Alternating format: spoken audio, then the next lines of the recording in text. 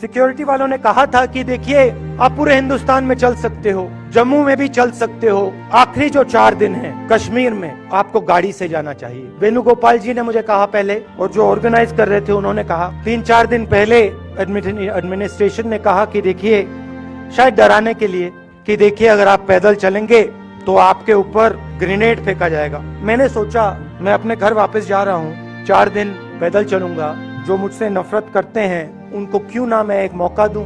तो मैंने मौका दिया, मैंने कहा मैं 4 दिन चलूंगा, बदल दो टी शर्ट का रंग, लाल कर दो। जो मैंने सोचा था वही हुआ। जम्मू कश्मीर के लोगों ने मुझे हैंड ग्रेनेड नहीं दिया, अपने दिल खोल कर प्यार दिया, गले लगे। मैं हिंसा को समझता हूँ, मैंने हिंसा सही है। जिसने हिंसा नहीं देखी है उसे ये बात समझ नहीं आएगी। जैसे मोदी जी हैं, अमित शाह जी हैं, आरएसएस के लोग हैं, उन्होंने हिंसा नहीं देखी। डरते हैं? नहीं डरते हैं। देखिए हम 4 दिन पैदल चले, मैं आपको गारंटी देके कह सकता हूँ कि बीजेपी का कोई नेता ऐसे नहीं चल सकता है। इसलिए नहीं क्योंकि जम्मू कश्मीर के लोग उनको चलने नहीं देंगे, इसलिए क्योंकि वो डरते हैं। मैंने सोचा प्रिंसिपल बुला रहा है, मैंने कुछ गलती की होगी, अब मार पिटेगी। वहां पे केनिंग होती थी, मैंने सोचा था अब केनिंग होगी मेरी।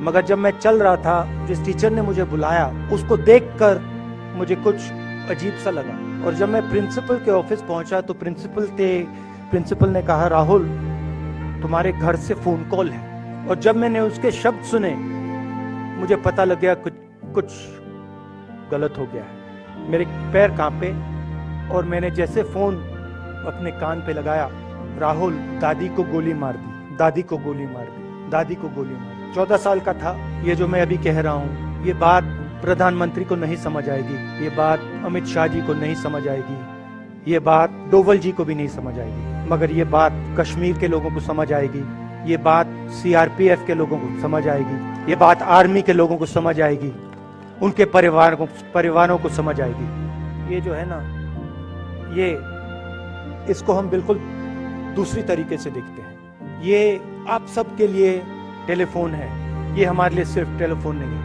मैं अमेरिका में था और फिर से टेलीफोन आया, 21 में टेलीफोन आया। पुलवामा में हमारे सैनिक मरे थे, उनके घर टेलीफोन आया होगा। हजारों कश्मीरी लोगों के घर टेलीफोन आया होगा, वैसा ही टेलीफोन आया। पिता के एक दोस्त थे, उन्होंने मुझे फोन किया और कहा, राहुल बुरी खबर है। मैंने उनसे कहा, मैं जानता हूँ पापा मर गए।